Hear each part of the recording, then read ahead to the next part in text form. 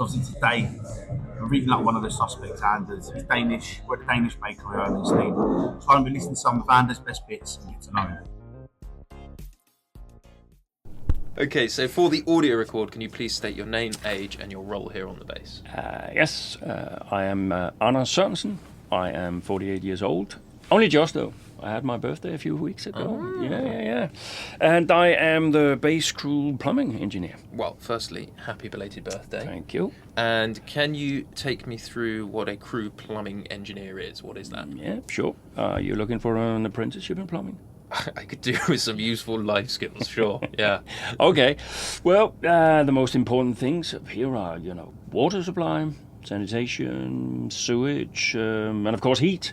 Although I do share that heat stuff with Mark. That's because that's really his speciality. Yep. But, if any of those things go wrong, we're in big fucking trouble here on the base. No water, we're fucked.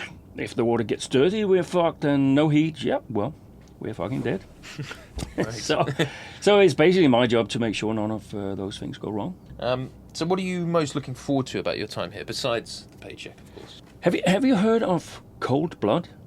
It's a Nordic true crime podcast. Can't say I have. Oh, yeah, it's based on this true crime thing in Denmark. It was a big... really? Yeah. I mean, you never heard of it? Sorry, no. It was so successful back home. But anyway, I've got a lot of podcasts to listen to. You like true crime? Mm-hmm. I watch all of it, listen to all of it. Why do you think Scandi Noir is a thing?